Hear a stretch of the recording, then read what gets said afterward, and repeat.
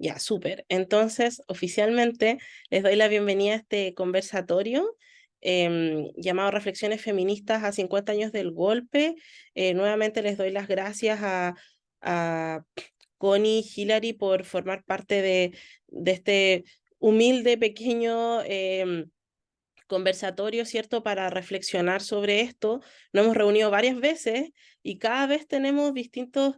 Yo pienso que la narrativa es la misma y la preocupación y el análisis, pero está esta idea de, primero estábamos conversando del estallido, después la pandemia, el proceso constitucional, el plebiscito, y ahora nos encontramos en unos 50 años de forma, yo diría, no sé, yo en mi caso siempre está la pena, pero estoy como más triste que en otros periodos, quizás, por todo lo que está sucediendo. Entonces, para mí importante como conversar, compartir experiencia y lo que comentábamos Hillary y Connie, que estoy 99,9% segura de todas las que estamos aquí, no habíamos nacido, nos criamos en democracia o nacimos en democracia, entonces está esta idea por un lado de invalidar de esto, ay, como ustedes no nacían, como decía la Javi, y también esto de reconstruir a partir de piezas, de momentos, de conversaciones familiares y después encontrar ciertas como huellas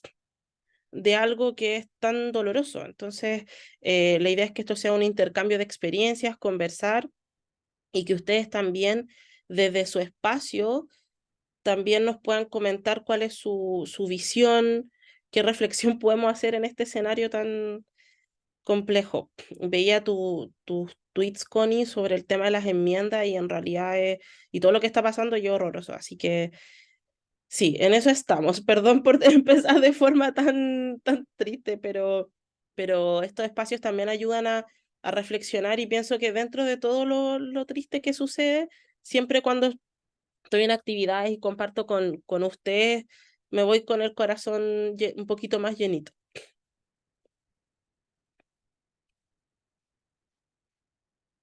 Siéntanse libres de conversar, esto es como súper espontáneo y de compartir desde las ideas, pero también del corazón.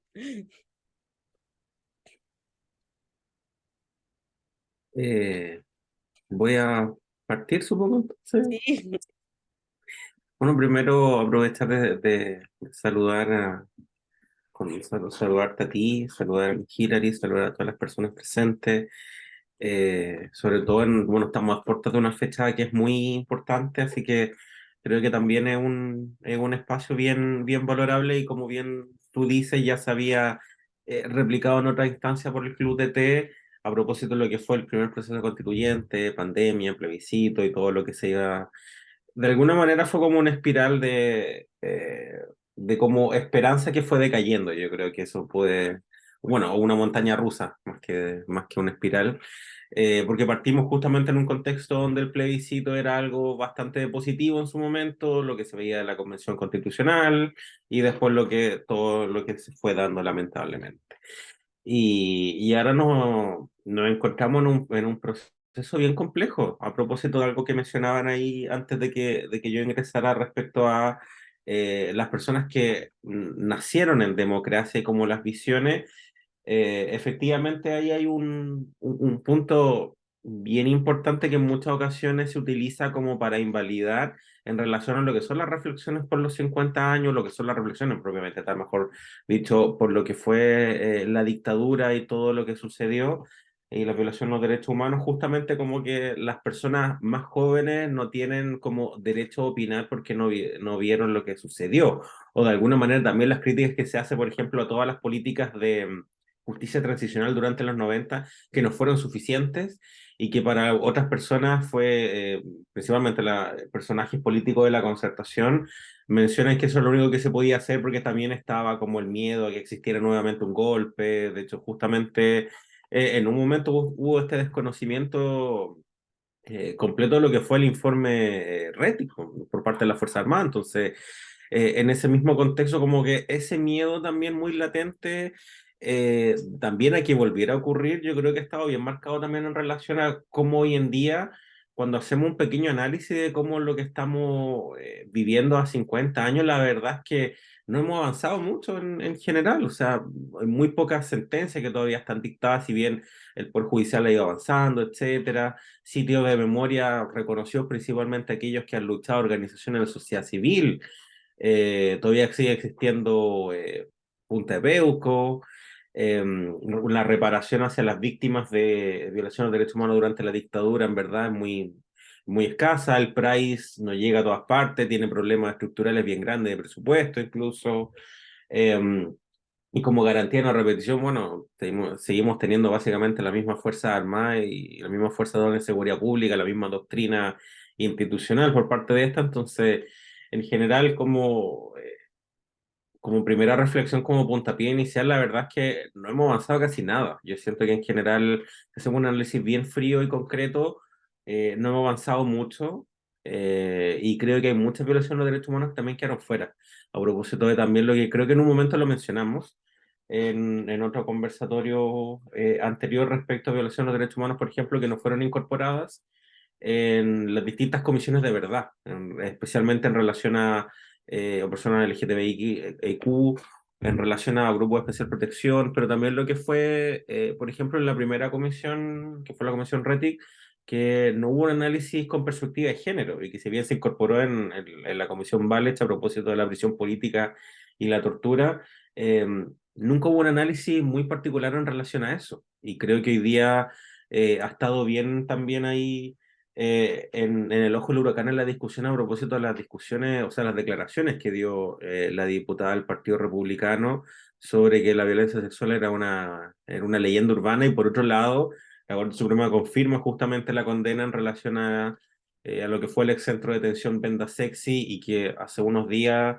se materializa y se realiza el acto de expropiación también. Entonces, eh, general el panorama es bien complejo, efectivamente como desesperanzador, pero también como desde el punto de vista de un análisis bien frío, que no hemos avanzado mucho. Y eso también justamente presenta un desafío en relación a que no solamente las generaciones más antiguas que vivieron propiamente tal, sino también el protagonismo, el rol público que también debieran asumir las generaciones más jóvenes en relación a ese punto de inflexión que no significa un reencuentro ni una reconciliación. No, me parece como absurdo y muy ilusoria esa tesis de que nos vamos a reconciliar, nos vamos a encontrar nuevamente. Así que justamente no ha habido en ningún momento como un proceso completo de justicia al respecto. Entonces, dentro de ese contexto, creo que es bien importante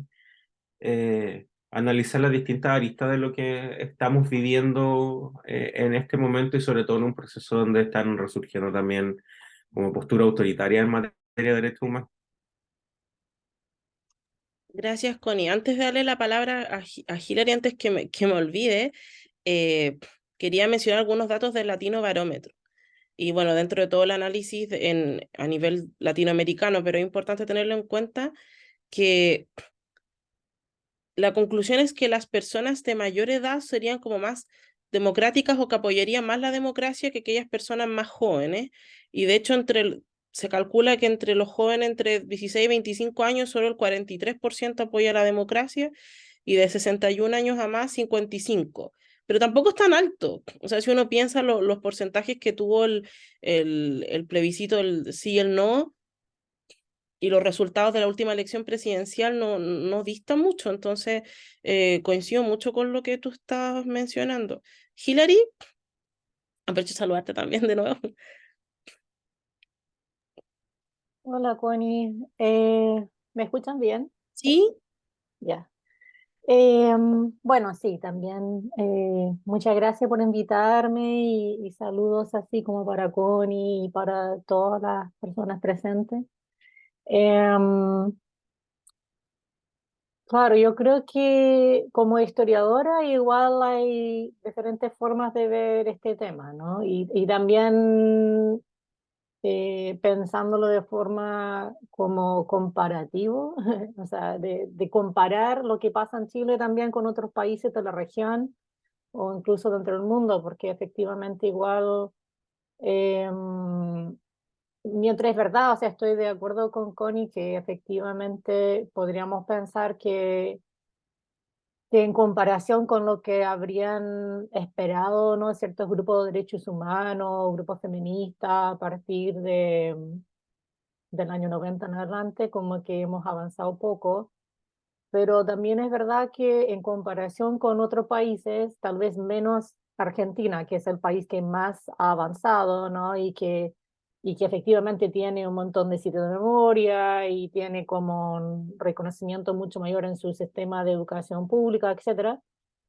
Y no obstante, también hay que reconocer que Argentina también está pasando por un momento súper complejo con Milei y también una ola de negacionismo como muy fuerte, ¿no? Y entonces, como que a lo que voy, hay muchos países donde no han avanzado prácticamente nada en verdad, justicia y reparación integral. Y ahí estoy pensando en particular con no sé, pues como Tlatelolco en México, estoy pensando en El Salvador, estoy pensando en Guatemala, estoy pensando en Nicaragua, estoy pensando en eh, muchas dificultades también en países como Colombia, que votaron en contra de la paz, del Acuerdo de la Paz en 2012, y que también todas sus iniciativas han sido muy complejas, como por lo que vivieron. Estoy pensando en Brasil, donde efectivamente tampoco han habido, incluso como que Brasil hasta el día de hoy, como que no ha tenido ni siquiera una comisión de verdad a nivel, digamos, federal, ¿no? Entre todos los territorios, sino que más bien hubo algunas iniciativas durante Dilma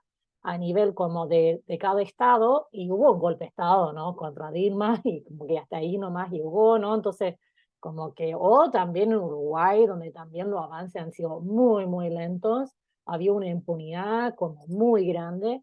Entonces, pero en comparación con otros países, a veces también, no sé, incluso países como España, ¿no? Que como que aquí estamos a 100 años prácticamente, ¿no? De la Guerra Civil Española y recién están en un proceso, ¿no? De ir a las fosas comunes, ¿no? O sea, donde también hay muchos problemas, ¿no? También con enfrentar ese pasado franquista. Eh, entonces yo creo que en ese sentido, como que sí, los avances han sido lentos, pero también han habido por lo menos algunos avances, ¿no? Yo creo que también, por ejemplo, en muchos países donde las víctimas no reciben como ningún tipo de reparación, y ahí también estoy de acuerdo en que Price también está muy al debe, está dentro del sistema de salud pública, etcétera, pero igual existe. En muchos países no existe nada. O sea, las pensiones también son muy bajas, pero existen y se pagan. En muchos países también, incluso en Argentina, fue a través de un sistema de bonos, donde a algunas personas le tocaron como bien, a otros no mucho, porque como que también la hiperinflación de Argentina ha sido muy compleja. Entonces, como que, y en la mayoría de los otros países no hay nada, o sea, no hay ningún sistema tampoco de pensiones, porque también no hay una forma, digamos, monetaria de apoyar, digamos, como a las víctimas. También un sistema de becas que existe como las becas Valley, etcétera, que también de alguna forma se podría criticar mucho la forma en que se entregaron, etcétera, pero se entregaron. No sé si me entienden, pero como que tal vez ahí también es como, no sé, dentro de todo, como que igual como que se están haciendo cosas y, por ejemplo, respecto a los juicios, también creo que esto de que Mario Carroza está aplicando una perspectiva de género y que han habido como estos juicios respecto a la tortura sexual o reconocer este elemento, ¿no? De violencia sexual dentro, ¿no? De estos casos como Venda Sexy y también de la Plaza Constitución, ¿no? De los estacionamientos, eh, que fue como el primer caso, ¿no? Que se llevó a cabo, y posteriormente esto de Venda Sexy con estas 6 mujeres. Yo creo que igual como que significa algo, no sé, como que, y tal vez sí, reconozco que también las mismas víctimas han seguido en muchos casos como que diciendo, no, como la indemnización muy baja, pero igual también las indemnizaciones como que están, se han ascendido, ¿no? O sea, como que hay un cierto tipo, como también incluso el mismo proceso puede ser algo reparatorio, porque también tiene que ver, como dijo la Connie, con procesos apoyados también por grupos como Humanas, por grupos como Mujeres Sobrevivientes y Resistentes, ¿no? Entonces también hay una organización de las mismas expresas y en conjunto con feministas, como también respecto a juicio o también respecto, por ejemplo, sitio de memoria. La expropiación de Vende Sexy también significa algo a futuro, ¿no? De instalar ahí un sitio de memorias que me parece importante. Entonces, no sé, como que yo creo que ahí hay mucho para criticar. Yo también he sido muy crítica, tengo varios artículos sobre este tema, ¿no? Como sobre la memoria, sobre la falta de justicia, verdad, reparación integral, pero a la misma vez también tratando de reconocer que los grupos, ¿no?, de expresa política en conjunto con grupos feministas y grupos de derechos humanos, también en Chile en particular, realmente han impulsado esto durante muchos años y aunque, claro, no ha sido como tal vez al nivel que hubiésemos querido, también en algo han logrado mover un poco la aguja y yo creo que han tenido algunas como pequeñas victorias que también han sido importantes, no solamente para ese grupo, sino también para las luchas para la memoria, la justicia, la verdad y la reparación. Gracias, Hilary. Quería leer un comentario que dejó Sophie, que esto es bien interesante. Dice, creo que el negacionismo viene como en olas generacionales, porque el negacionismo de los jóvenes proviene más de las redes sociales e ir en contra de lo, comillas, correctamente moral, medio edgy e incel, que el negacionismo más clásico que viene de la Guerra Fría. Son diferentes en origen. Eso que es bien interesante ver cómo hay, porque uno ve el negacionismo como un proceso como en general y que habría como cierto, como una tipología, no sé si en la historiografía o lo que tú has podido reconstruir hay como caracterizaciones de eso, lo veo mucho ahora con el tema de los estudios del populismo, que ahora le llamamos, hay populismos de derecha radical, esto como que no, nos usan las categorías más clásicas, porque claro, es un concepto que me parece muy bien que se use, que empiece como a problematizarse, pero la gente como que va y lo usa y no sé si hay como mucha comprensión de aquello, como lo que tú has podido trabajar o ver también en tu perspectiva como investigadora y como educadora también, porque nos toca como lidiar con gente más joven, yo veo, no sé, gente que no había nacido para el atentado a las Torres Gemelas, por ejemplo, el otro 11 de septiembre, es como, oh, cómo cambia el tema generacional y el tema de las redes sociales también que mencionaba Sofía.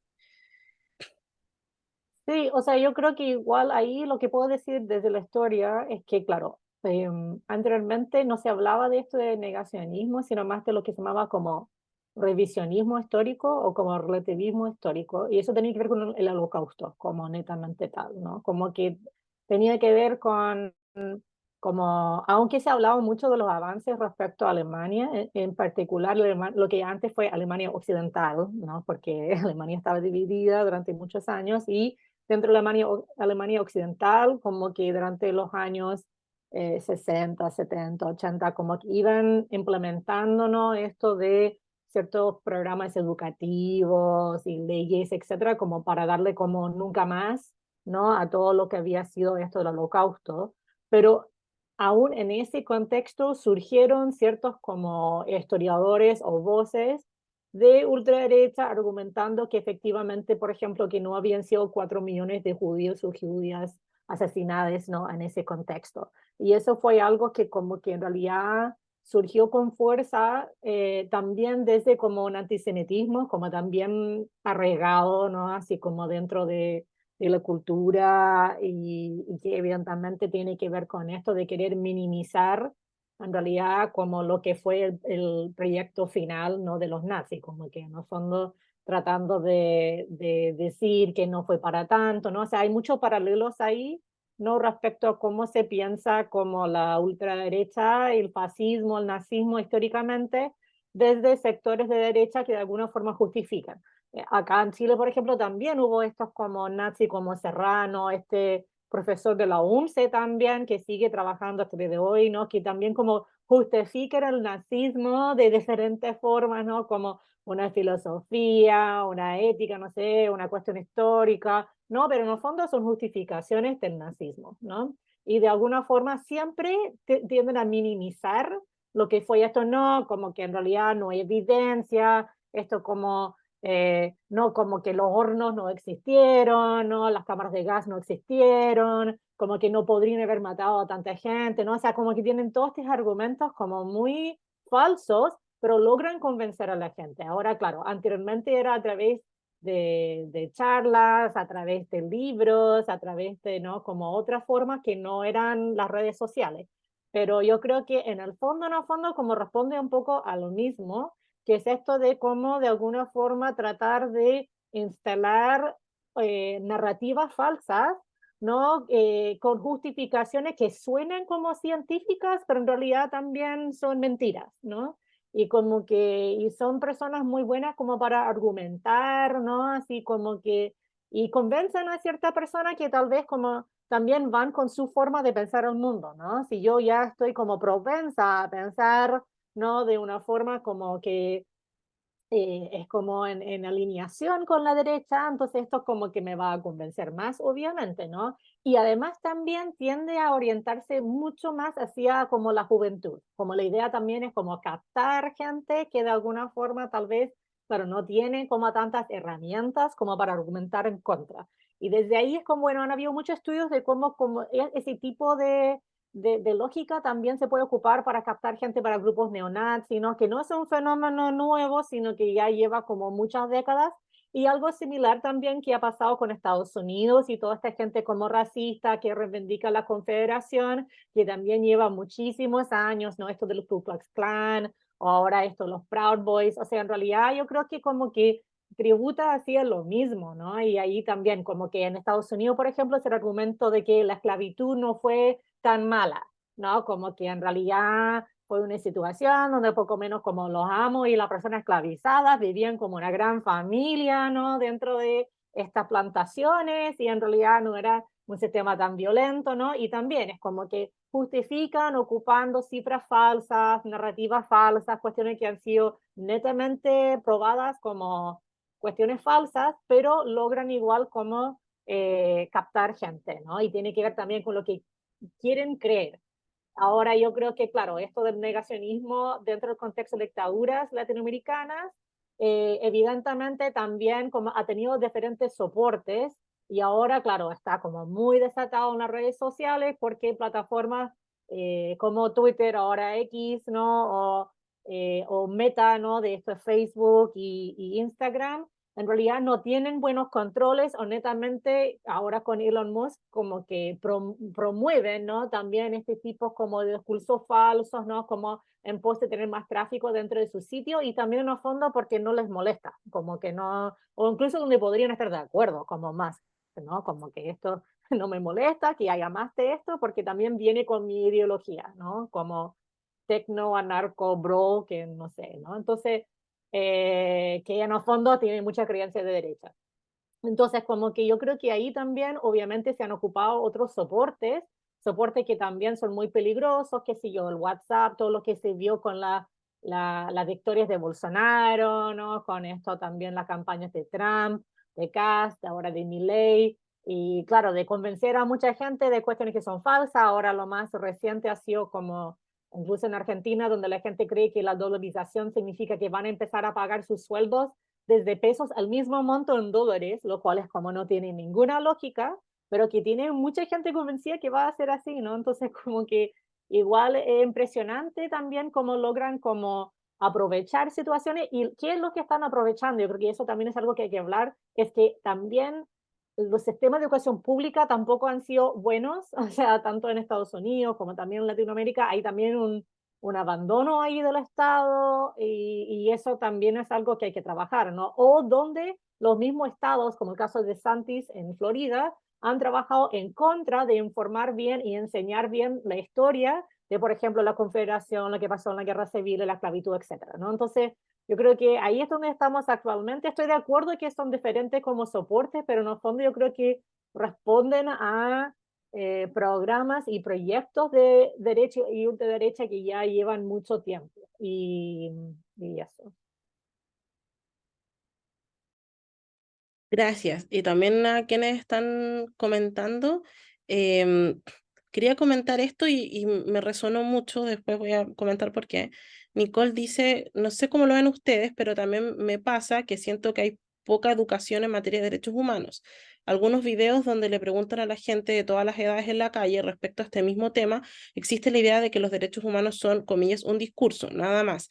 Y siento que eso no aplica solo a la memoria, sino incluso a cómo estamos con el proceso constituyente. Y lo que dices, Nicole, me hace mucho sentido porque el viernes estuvimos en una actividad donde estuvo presente la presidenta Bachelet y ella también reflexionaba sobre cómo los derechos humanos usualmente se ven solo desde el ámbito de los derechos políticos y civiles, que son muy relevantes, pero que no permean la idea de que los derechos humanos son todo, el tema de que tengas acceso a salud, educación, a libertad de expresión, a una vivienda digna, a un medio ambiente libre de contaminación, a no ser discriminada. O sea, como que está esta idea de que los derechos humanos pertenecerían como a un grupo y se ve como algo muy lejano y no permea como nuestra convivencia en una sociedad democrática. Entonces, ahí quería preguntarte, Connie, con todo lo que tú has hecho, ¿cierto? Desde las comunidades, las organizaciones de base y también en tu rol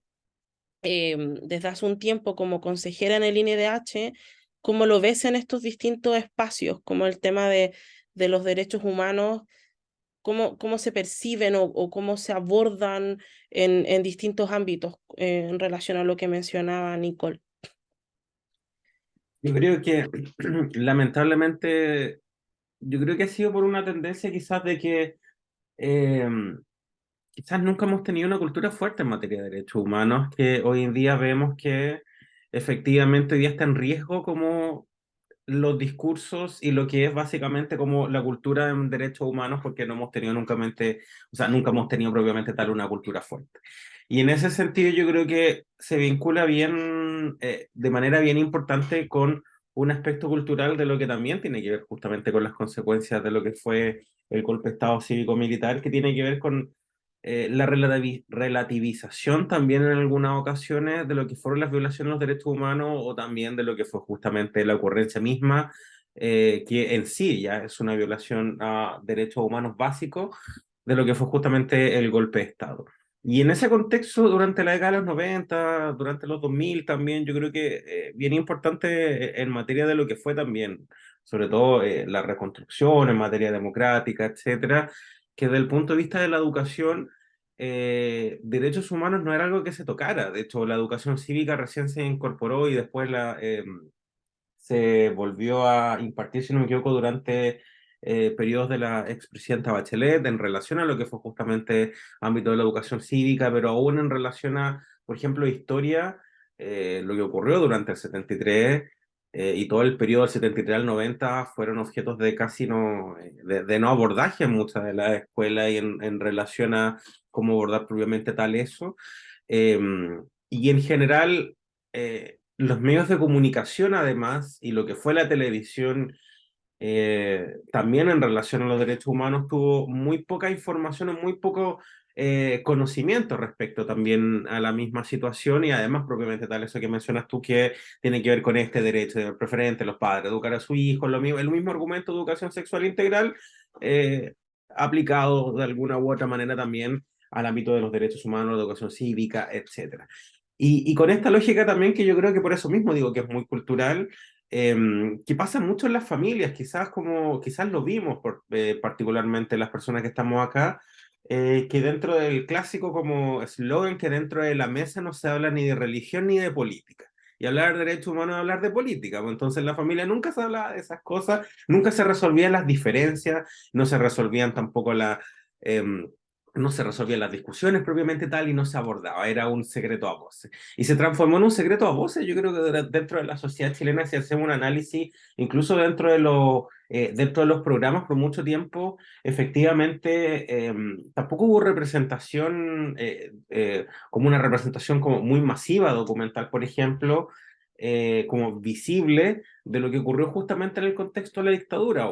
Hay muchos documentales al respecto, empezaron a haber muchas también obras de arte, piezas, etcétera, pero no tuvieron no tuvieron como esa visibilidad tan fuerte y que yo creo que justamente tiene que ver con un aspecto en relación a que también, por un lado, derechos humanos exclusivamente como que para mucha gente se relaciona exclusivamente con ciertas materias, para otras personas como que exclusivamente con el contexto de lo que fue la dictadura, y también se olvida, por ejemplo, otras situaciones básicas en materia de derechos humanos que tienen que ver, por ejemplo, con violencia de género, tiene que ver con grupos de especial protección, tiene que ver con pueblos originarios, tiene que ver con personas LGTBIQ, con personas con discapacidad. Entonces también hay, y dentro de las comunidades, por ejemplo, dentro de organizaciones en las cuales yo estoy, cuando yo ingresé, y a propósito como eso, como el testimonio, muchas de las personas cuando estábamos en la tramitación de la ley de identidad de género, mencionaban que, claro, no lo ven como un tema de derechos humanos porque para mucha gente el tema de derechos humanos es exclusivamente vinculado al tema de la dictadura, pero no se ven otras relaciones como de derechos humanos propiamente tal,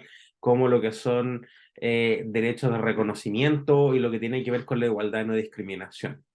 Entonces, de ese punto de vista también específicamente como que no llega de esa misma manera ese discurso como que son situaciones de derechos humanos hacia otros grupos de la población o sectores justamente que ostentan el poder. Y dentro de ese contexto, ya como bajando un poco más al terreno justamente esto, en general, bueno, vivimos en un contexto lamentablemente donde hace yo creo que ya 5 o 10 años ha empezado a decaer justamente como esta cultura bien débil en materia de derechos humanos y donde cuando hablamos de derechos humanos como que la gente tiene la noción de que es exclusivamente para las personas que cometieron delitos, por ejemplo, como a propósito del tema de las detenciones, de verificar que las personas hayan sido detenidas de acuerdo a los procedimientos, etcétera, o el tema de las cárceles, por ejemplo, el hacinamiento, etcétera, pero dicen que no protege a los ciudadanos comunes. Yo creo que ese discurso se agudizó aún más en el contexto del estallido social, a propósito de lo que fueron justamente otras situaciones que se dio entre violencia entre particulares, y ahora también se está utilizando el mismo discurso por parte de los parlamentarios de derecha para hablar de lo que está sucediendo en el World Map, a propósito de los estados de excepción, de la violencia entre particulares, la violencia rural, como las denominan,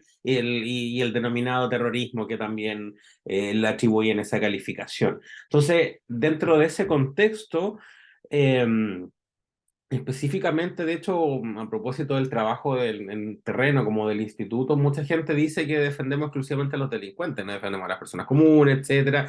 Y ha sido bien complejo, yo creo, porque ahí hay una deuda en relación a cómo darle una bajada concreta en relación a qué son los derechos humanos y cómo hacer es como casi como evangelización de lo que son aspectos básicos de los derechos humanos de manera muy concreta y práctica en la ciudadanía, que en relación tiene que ver con el hecho de que la protección y promoción de los derechos humanos en muchas ocasiones se ve como pensando en las personas, por ejemplo, que están detenidas, etcétera, porque ahí es donde el Estado, los agentes del Estado actúan particularmente.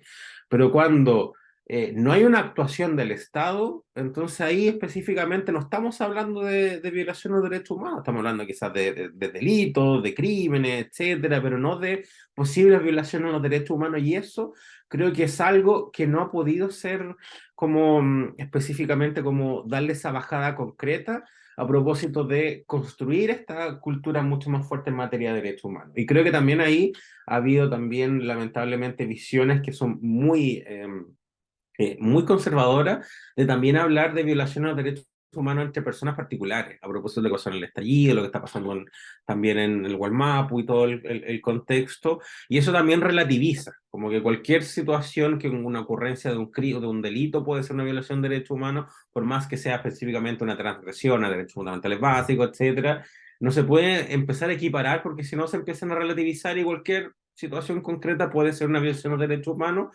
siendo que la teoría de los derechos humanos nace justamente como un freno al ejercicio del poder estatal, de lo que fue justamente la Segunda Guerra Mundial. Entonces, dentro de ese contexto, no solamente hay muy poca educación, no solamente no han habido políticas de Estado en materia de derechos humanos como para... yo soy bien como... fiel creyente de que efectivamente en las materias donde es bien complejo como modificar los comportamientos, que esto tenga que ver con campañas informativas propiamente tal y que sean masivas en general hacia toda la población. Y no hemos visto campañas de este estilo, por ejemplo, en los diferentes transportes públicos, en regiones también, que creo que es bien importante, porque hay muchas campañas que solo se replican en el metro, pero vi un porcentaje de la población en Santiago y el resto de la gente que vive en las regiones. Además que no tenemos propiamente tal transporte público como en las regiones, excepto el metro, por ejemplo, acá en Valpo, pero las micros todas son licitadas, etcétera.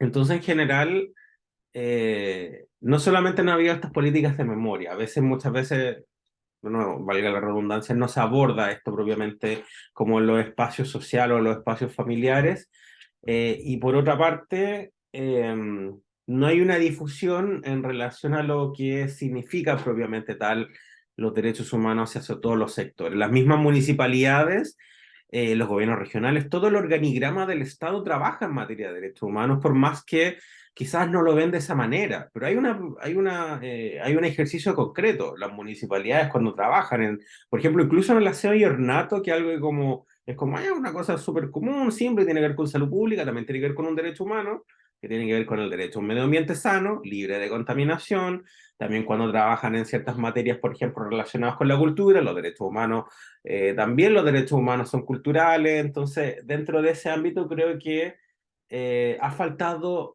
darle esa bajada mucho más concreto, más concreta de que los derechos humanos están diariamente y en muchas actividades que realizamos, pero también las distintas funciones que cumplen los distintos órganos del Estado. Y que no es solamente relacionado con la dictadura, no es solamente relacionado con los agentes estatales, probablemente tal como carabineros, Fuerzas Armadas, sino que también incluso con funcionarios públicos. Y creo que eso es algo que ha faltado darle como una bajada mucho más concreta, porque ya finalizando, por ejemplo, la negativa de atención en un consultorio a una persona puede constituir una violación de los derechos humanos. De hecho, hay un caso que llegó a la Corte Interamericana, que fue el caso Poblete Viche, justamente por demora en lo que fue atención de salud y lo que fue justamente también un tratamiento y que después falleció esa persona. Entonces, creo que también las bajadas concretas ayudarían a contribuir a como esta cultura y que, bueno, en verdad siento que en todos los espacios estamos bien, eh, de una manera como una visión muy negativa en relación a los derechos humanos hoy en día, que se ven como discursos propiamente tal, de que no sirven para nada, de que defienden ciertas personas, y eso afecta a la calidad democrática sobre todo porque hemos visto que hay sectores de la población que están enalteciendo a figuras políticas peligrosas, como es Nayib Bukele, por ejemplo, a propósito de lo que fue justamente con relación a personas migrantes y como que al final a los criminales, a las personas que cometen crímenes, porque ese es su discurso, hay que tenerlos en una cárcel completamente hacinados, sin ningún tipo de estándar básico en materia de derechos humanos, porque cometieron un delito, un crimen y se lo merecen. Entonces, es como que esa falta de humanidad que está ahí, que está bien presente, es bien preocupante. Sí, estoy plenamente de acuerdo. O sea, también Hillary mencionaba como los otros procesos, el tema de cómo las personas están dispuestas a entregar esto en función de esta promesa o este imaginario muy construido de seguridad, esta idea de securitización de todos los aspectos de la vida a raíz de esto otro. Entonces es súper, súper preocupante y le agradezco también por mencionarlo. Sofía había levantado la mano, querías decir algo. Hola, bueno, soy Sofía, soy integrante de Club de Té y quería agradecer a Connie por este espacio. Bueno, estaba escuchando esta conversación, sobre todo lo que estaba comentando Constanza, y me tocó mucho el momento en que dijo que en esta mesa no se puede hablar ni de política ni cosas relacionadas con eso. Eh, yo, desde mi perspectiva personal, yo vengo de una familia principalmente de mujeres, más bien que lograron tener su educación superior, son profesionales y obviamente hay hombres, pero lo que como de quienes como mantenían como la estructura familiar eran principalmente mujeres. Bueno, la cosa está en que yo desde muy pequeña, yo siempre como que escuchaba ese comentario más principalmente de mi mamá, porque, bueno, mi familia principalmente nacieron un poco antes de la dictadura, y esta situación de como siempre está como esta rencilla entre lo que pasó antes del 11 de septiembre y lo que pasó después. Entonces pasa que en mi caso particular, cuando habían reuniones familiares, había algún integrante de mi familia que nació más o menos entre los años 80, que tenía una mirada más bien como más rupturista, era más activista con respecto a la crítica de Pinochet. Entonces pasa que siempre evocaba como esta rencilla familiar, y provocaba peleas por un tema que toda mi familia estaba de acuerdo. O sea, mi familia, desde yo muy pequeña, estaban de acuerdo con el golpe de Estado. Y yo, o sea, primero, como justificación, yo desde muy pequeña supe que el hambre y el miedo a esta llegada comunista, digamos, vale más que todas las vidas humanas que pasaron, que fueron sacrificadas y desaparecidas durante estos 17 años que fueron de la dictadura de Pinochet.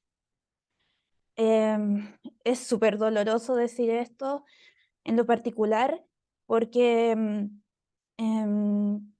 porque siempre está como esta parte, al menos de mi familia, que tiene como un recelo con esto de no ser escuchados o escuchados durante el periodo de la Unidad Popular, con esto de, yo sé perfectamente que es por un boicot hecho por el Plan Cóndor, que fue hecho por Nixon, por una cuestión de que yo en lo particular, a mí me gusta mucho la historia. Pero por más información que yo dé, no hay forma de como, ya, esto es lo que pasó, pero esto es lo que yo viví. Entonces, esta rencilla como de la gente que no sé, mi mamá y mi tío son las únicas personas que ya no son adultas mayores, no se sienten escuchados. Entonces, como digo, o sea, hay veces en que uno piensa como, como esta persona inculta apoya como a estas ideas dictatoriales o como una cultura muy conservadora, cuando en verdad no necesariamente es así. De hecho, a mí en lo particular, cuando yo veo como comentarios de personas, incluyendo de la Connie, que hemos conversado, nos sentimos muy identificadas de que pasaban estas reuniones como de conversación con personas que son altamente conservadoras con respecto a eso, a pesar de en mi caso, a pesar de los estudios. Hay otras personas que, por ejemplo, no sé, en otras amistades, cuando yo hablo de esto, como de estas rencillas, todas estas rencillas familiares, no pasa cuando son familias que son de, como de tendencias más de progresistas o, digamos, contra la dictadura. Entonces, pero hay otras que sí y que puedo identificarme como, esta es mi familia", así cuando uno lee los comentarios, así como, o cuando uno conversa, es mi familia, ¿cachai? O sea, tenemos los mismos parientes o algo así. Entonces, ese es como mi comentario en lo particular y que, no sé, al menos yo, ha sido esto como un proceso durante toda mi vida muy complejo, como de romper ciertas estructuras, cuestionar incluso figuras. No es como que mi familia tenga un cuadro de Pinochet, no, para nada, pero sí como esta admiración, por ejemplo, con Jaime Guzmán, que, por ejemplo, no sé, desde mi familia me han comentado que les dolió mucho cuando fue, fue asesinado como muy cerca de mi casa. Entonces, hay una situación muy así como, lo resumen como de resentimiento. Ya, perdón. em, de resentimiento de antes del golpe de Estado, que no se ha sido escuchada, digamos. Ese es el sentimiento que tienen. Y por otro, como esta como memoria colectiva con estas experiencias familiares que nos marcan durante nuestra vida y que durante nuestra educación en particular, por ejemplo, desde el colegio, desde la universidad, cambian mucho los paradigmas. Ese es mi comentario. Gracias, Sofi. Bueno, como Sofi decía, hemos conversado esto muchas veces porque me acordé de este, de todos estos documentales que están apareciendo y series en televisión, y había un tuit que decía todos estos estudios documentales con años y años de investigación, con documentos, y de todas formas va a ganar el tío que va a comentarlo en la mesa y le van a creer a él, o la cadena de WhatsApp, como también mencionaba Hillary. Es doloroso. Pienso que no quiero que se me malentienda, es súper interesante escuchar las experiencias de nuestras ancestras y quienes lo vivieron y todo eso, pero como reconocer también esto de espacio de conversar, como esto de una sociedad como tan traumatizada y herida, cuando no sabes como a quién recurrir, y es súper fuerte cuando te crías en una dinámica familiar y después te das cuenta y lo rompes, y estas personas que quieres, ¿cierto? Porque es tu familia o tu comunidad o tus vecinos, no sé, me pasa a mí mucho con mi familia o mis propios vecinos que me conocen desde muy niña y se mandan una speech a veces en los grupos. ¿Y cómo lidias con eso? Como con el trauma, con el tema de las prioridades, también como mencionaba Connie, con cómo se aborda el tema de los derechos humanos o esta cosa transaccional. Lo encuentro súper, súper fuerte y necesario conversar también como nosotros reflexionamos desde ese punto, como validar también nuestra propia vivencia como una generación posterior. Em, sí, es difícil, es duro, pero por eso también me alegra y agradezco mucho insisto en la solidaridad de personas como Hillary y Connie que dedican su trabajo, pero también sus vidas, porque hoy en día con las redes sociales y en realidad en la vida material también, cuando eres vocal al respecto y te dedicas a esto, también estás como súper vulnerable a grupos violentos, a ataques, etcétera, que no es fácil. Está esta idea como de de elegir la ignorancia o la indiferencia como un mecanismo de sobrevivencia, que es súper fuerte. Ayer tuvimos como contexto, celebramos el Moomin Day, pero más allá de hablar de Moomin, que es muy lindo, reflexionamos sobre la autora, que Moomin nace también con el fin de la Segunda Guerra Mundial y el trauma de la guerra, y una de las citas que compartimos de ella era que cuando te llega la indiferencia y pierdes la curiosidad, te empiezas a morir. Es ahí donde empiezas a morirte. Y esa reflexión nos pareció muy fuerte. Yo la conozco, esa cita, hace muchos años, pero ayer surgió esto también en el marco de los 50 años, como esos conceptos, está esta idea de pasividad. No sé, es como complejo el tema de un trauma donde no se cierran ciertos procesos, y no se cierran en la idea de cerrémoslo y no lo veamos nunca más y avancemos hacia el futuro. Está esta idea como decía Connie, la reconciliación, y miremos al futuro cuando la herida está ahí, está abierta, está todo inconcluso, está esta idea como de si pudiéramos tender un hilo, como a todas las personas de alguna u otra forma les afectó, lo mismo que tú mencionabas, bueno, en el otro sentido, pero personas que vieron alterados sus barrios, sus dinámicas. Estaba viendo este documental de los Hawker Hunters, como de los aviones, como yo no tenía idea, y reconozco mi ignorancia, de que había caído una bomba y había matado a una niña, y que su hermano también había quedado con, o sea, la reparación de eso y todo ese proceso súper revictimizante. Yo no conocía ese caso. O recuerdo también cuando yo tuve la oportunidad de ver la batalla de Chile cuando estaba en el colegio. Agradezco mucho a mis profesores al respecto. Y después también mucho cine cuando estaba en la universidad. pero cuando, no sé si recuerdan, creo que fue hace como un par de años cuando emitieron la batalla de Chile en la red, fue en la red, creo. Y yo me acuerdo que estaba con mi abuelita y estaba todo el tema de las personas asesinadas, ¿cierto? Los cuerpos en el Mapocho. Y ella sí, súper impactada. Y yo le dije como, ¿tú no sabías esto? Como que eras una persona adulta, etcétera. Y me decía, no, como que no tenía idea. Y les recomiendo una película que creo que ya vieron, la vieron ayer, que da las películas tan tarde, que se llama 1976. No sé si la han visto. Eh, que aborda la Lynn Kuppenheim la protagoniza, que es esta idea de esta mujer, ¿cierto?, que estaba en su casa como en Zapallar, una persona muy privilegiada, y colateralmente se empieza a enterar de lo que sucede y como que despierta y su familia sigue igual. Y esa película a mí me llegó mucho porque era como el reflejo de mi familia, como esto de elegir no ver o no saber o no enterarte, cuando no tienes esa opción. Para muchas personas que está ahí vivo esa herida abierta en su vida.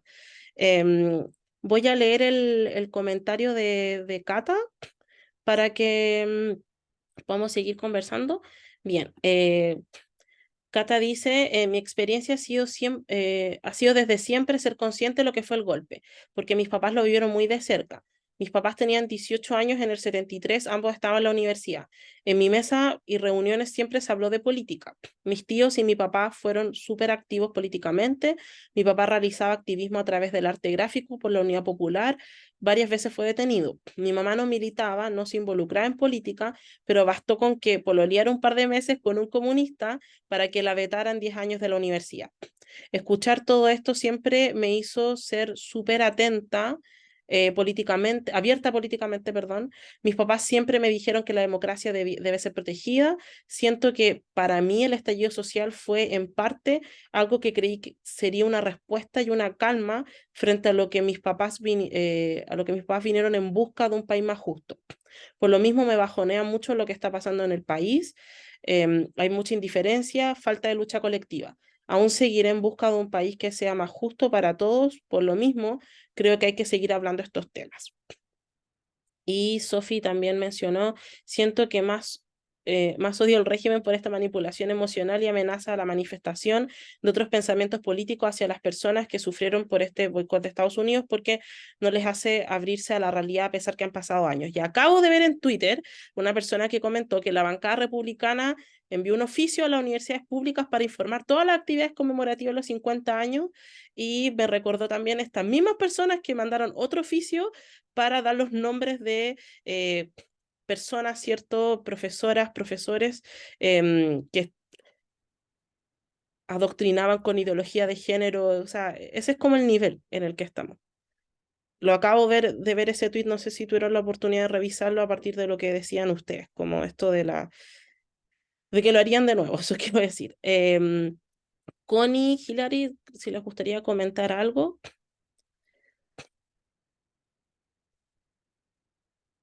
Quizás Hilary, porque habíamos hecho la otra ronda con Connie. Bueno, tal vez como para cerrar también, porque estoy aquí con la niña y Sí, sí, creo que sí. solo puede estar unos como 10 minutitos más, pero em, creo que, claro, hay varios componentes a lo que estamos hablando, ¿no? Respecto a esto como por un lado, una ultraderecha que está muy empoderada, ¿no? Por los resultados del año pasado de rechazo del 4 de septiembre, que muy empoderada también por lo que ha pasado a nivel regional y global respecto a la ultraderecha y también es una ultraderecha que también cuenta con muchas lucas, ¿no? O sea, como que tienen la capacidad de comprar, ¿no? Tiempo en los medios, de tener así como de acceder a fondos, por ejemplo, antiaborto, fondos que son de fundamentalismos religiosos, ¿no? Que tiene que ver con opus, con legionarios, con la protección, ¿no? Así también no sé, pues como esto los curas o parientes, como el caso de Macaya, ¿no? Que son derechamente pedófilos y a la vez también que tienen este como discurso, como buscando, ¿no? Como pedófilos en programas de género, ¿no? Como que también lo que pasó con estas tesis, entre comillas, ¿no? Entonces, y también a nivel de la Universidad de Chile, ¿no? Porque terminó siendo eso, ¿no? Como una casa de brujas dentro de la universidad pública, y yo creo que también va muy en esta línea, ¿no? De un ataque a la educación pública, de universidades públicas que han tratado de ir, ¿no? Implementando cursos de género, programas respecto a diversidades y disidencias sexuales, ¿no? Respecto de educación sexual integral, respecto a direcciones de género también respecto al acoso sexual o violencia sexual dentro de las universidades, ¿no? Entonces, como que y todo lo que pasa ahí respecto a como estos grupos que tienen como al parecer, ¿no? Así como bolsillos muy profundos para pagar todas estas iniciativas, y que también tiene que ver con su cercanía, lamentablemente en el caso de Chile, una cercanía histórica con la oligarquía del país, ¿no? Y donde como que hay ese 1%, es un 1%, digamos, como de muchísimos recursos, ¿no? Y en gran parte también un 1% que, claro, tiene hay familias con raíces en como los fondos, la hacienda, pero también hay familias que se hicieron muy ricas justamente por las privatizaciones de la dictadura, ¿no? O sea, también, o sea, su lealtad hacia figuras de la dictadura también y el proyecto económico de la dictadura porque se hicieron millonarios, ¿no? Como por ese mismo proyecto. Entonces, eh, yo creo que ese aspecto, ¿no? Que es innegable, que es esto de que hay una ultraderecha en Chile que es muy poderosa, y no obstante, y con eso quería cerrar un poco como también mi intervención, pero trato de pensar que a pesar de todo, que como que no todo está perdido, trato de imaginar que también hay un cierto techo también electoral respecto a esta ultraderecha, que tal vez vimos, por ejemplo, en la segunda vuelta entre Boric y Kast, donde Kast perdió, o sea, donde Boric sacó un 55%, eso no fue una elección hace tanto. Creo que también no había muy buenos análisis de ese voto rechazo. Yo creo que el voto rechazo no era solamente, o sea, no es un 62% solo de ultraderecha. Yo creo que entraban otros factores ahí que también he trabajado. Yo creo que el nacionalismo más que nada, y el racismo también de como contra una constitución que la ultraderecha pintaba como indigenista, ¿no? Y como esto no nos representa, que dos banderas, y hubo muchas mentiras ahí, pero también un nacionalismo que es muy presente en Chile. Eh, y yo creo que también a la vez, por ejemplo, cuando pensamos en qué pasa, ¿no? Claro, el Consejo Constitucional, sí, o sea, ahí hay como mucho republicano, pero no sé, pues como que también a nivel de, yo creo que por eso las elecciones que vamos a tener este próximo año van a ser muy importantes también para medir un poco como ya cuál es ese techo, ese tope de esa ultraderecha, ¿no? Como que porque mucha gente también ha proyectado, hay que ver también lo que va a pasar en Argentina con Milei, ¿no? Si efectivamente se logran poner masa con un buen porcentaje, como que no, entonces, no sé, yo creo que a veces también esto trato de no como perder como toda esperanza, pensando que no sé si ese ultraderecha realmente como que tiene la capacidad de romper eh, totalmente, ¿no? Como ciertos, como techos que tienen que ver también con sus programas tan radicales, ¿no? O sea, con estos programas muy extremos, que no sé si del todo, ¿no? O sea, como por ejemplo, estos mismos republicanos que quieren quitar el derecho de hasta la ley tres causales. Pero, pucha, a nivel de todas las encuestas en opinión pública, esa ley tiene un apoyo de como un 80% de la población chilena, ¿no? Entonces, como que también creo que se podrían empezar a aparecer también roces ahí respecto de ciertos avances, donde también la gente es como tal vez no tan ultra conservadora como tal vez podría aparecer en algunas instancias.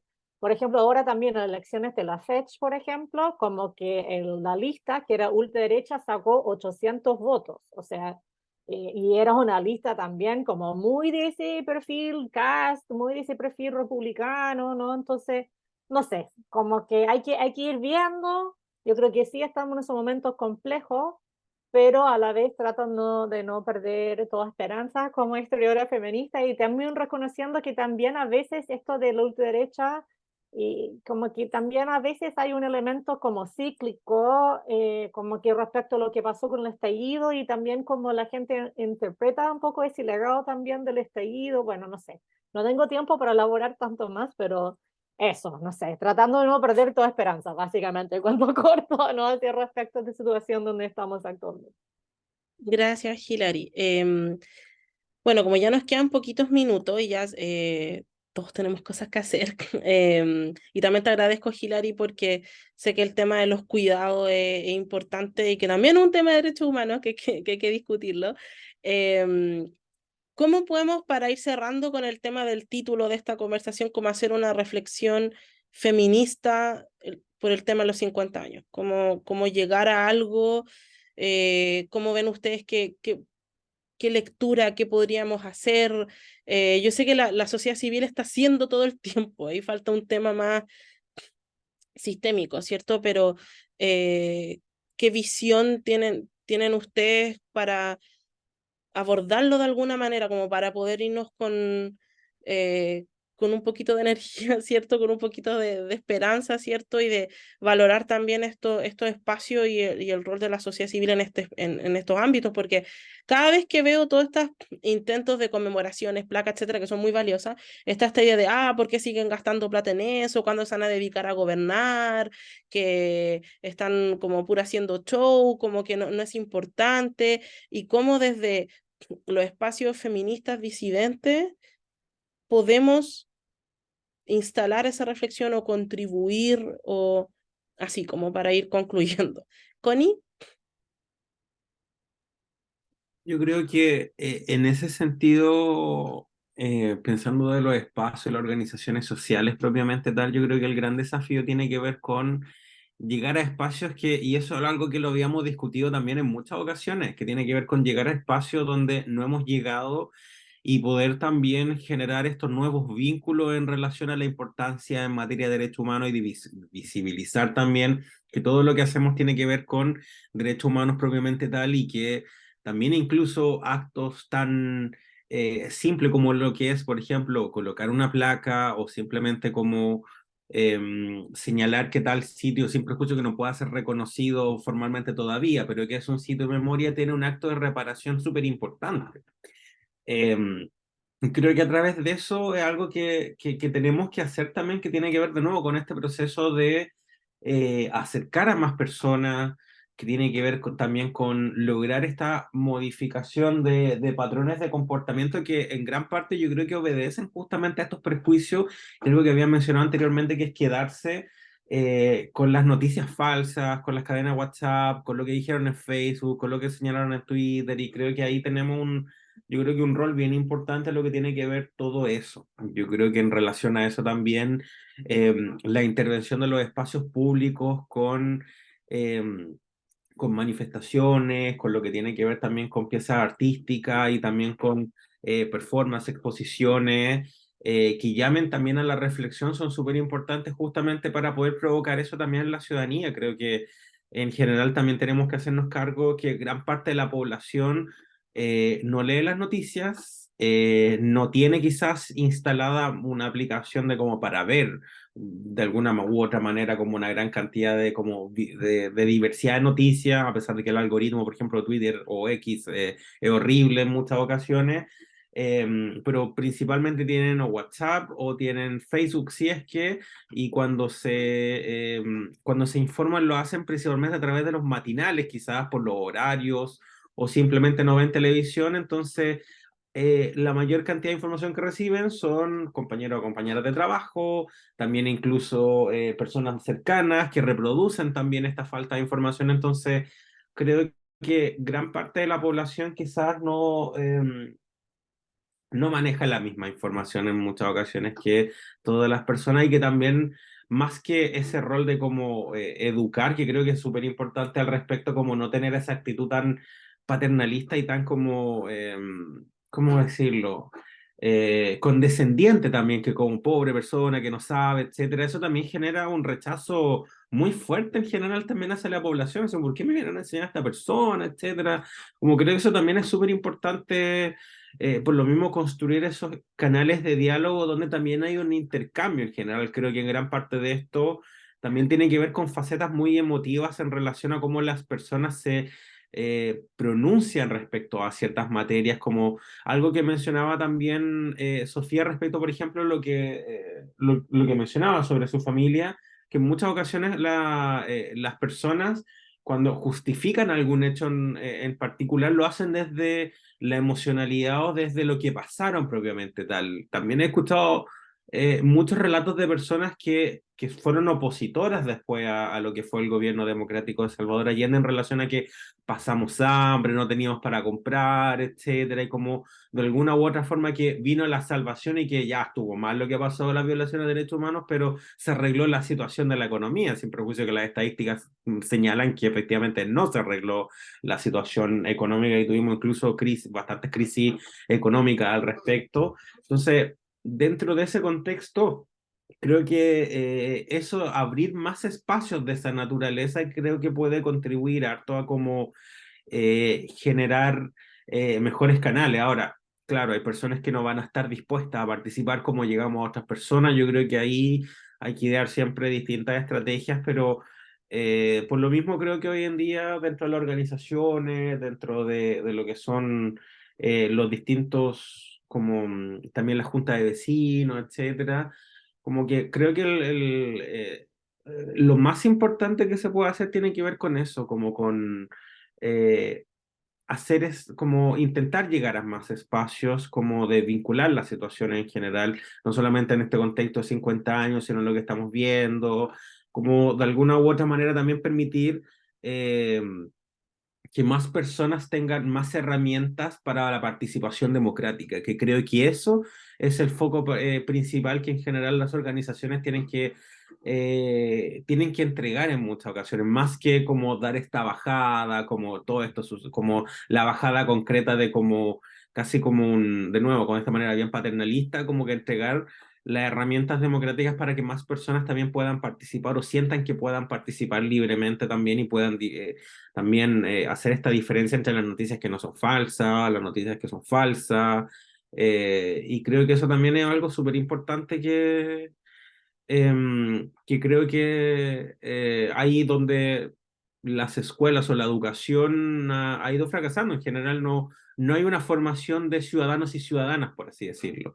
Y en general creo que también ahí las organizaciones pueden tener un rol súper importante al respecto, también generar la reflexión. Creo que por ahí principalmente lo pensaría y bueno, también tiene que ver con también esta como crítica que se realiza dentro de las organizaciones respecto a incluso estas políticas de verdad que en gran parte también tienen lamentablemente vacíos estructurales en relación a no mencionar, por ejemplo, ciertas situaciones que sí ocurrieron, como por ejemplo en relación a lo que fue violación de los derechos humanos hacia personas LGTBIQ, desaparición forzada de personas LGTBIQ más, o lo que fue también otros procesos de violencia sexual también hacia mujeres particularmente, lo que sucedió con pueblos originarios también, personas con discapacidad, etcétera, que creo que ahí también hay un factor súper importante en ese sentido también que tiene que ver con hacer también esa crítica, porque en general siento que efectivamente, bueno, ha estado las políticas de la transición democrática en relación a la justicia transicional también estuvieron marcadas fuertemente por una visión bien masculinizada, sin perjuicio que la mayor parte de la organización de la sociedad civil y y las mujeres que estuvieron ahí, bueno, activistas que estuvieron, defensoras de derechos humanos buscando a sus familiares fueron precisamente mujeres. Y las organizaciones hoy día vemos que las principales voceras son mujeres, siguen siendo mujeres. Entonces, como bien paradigmático que las mujeres hayan estado en gran parte fuera también dentro de esos procesos. Sí, te agradezco mucho por lo último que dijiste, porque siempre está esta idea de que se invisibiliza como estos liderazgos y activismo y voces, y efectivamente cuando uno piensa en las ollas comunes, las primeras protestas, cuando se rearticula, em, no sé, Mujeres por la Vida, en fin, tantos espacios como más institucionalizados y otros de base, y en la propia resistencia al diario vivir, de sobrevivir también.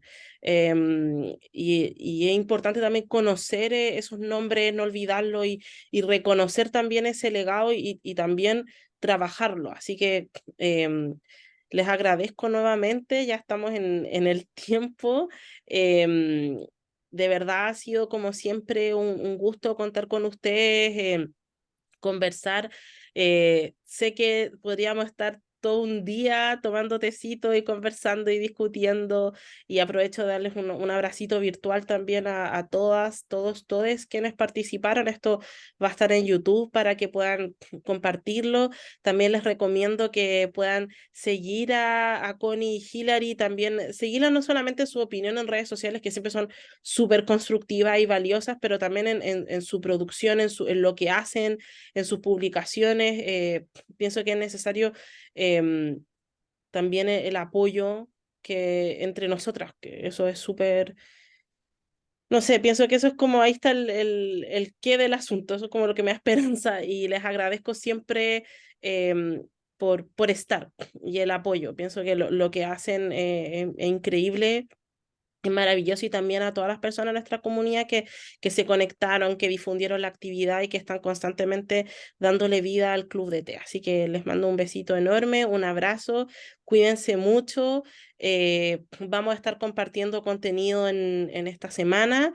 También le invitamos a ver nuestro contenido en las series de ilustración, sobre todo de Mujeres, Memoria y Derechos Humanos, sobre todo de aquellas personas víctimas de la dictadura cívico-militar, estar actualizándose, compartiendo. Siempre el club va a ser un espacio de encuentro para que puedan compartir su experiencia. Así que un besito grande, que estén súper bien. Espero que nos podamos ver prontito presencialmente, y abrazarnos y tener más instancias de este tipo, y cuenten con el club para lo que necesiten. Así que gracias también a personas que están desde otros países, de otras ciudades, en sus distintos espacios. Eso es súper constructivo y solo tengo agradecimientos. Así que estén muy bien, un abrazo apretado. Muchas gracias, un abrazo. Chao. Gracias, Un abrazo, que abrazo, pasen bien. gracias, que estén muy bien. Chao, Chao, chao. Gracias. chao, cuídense.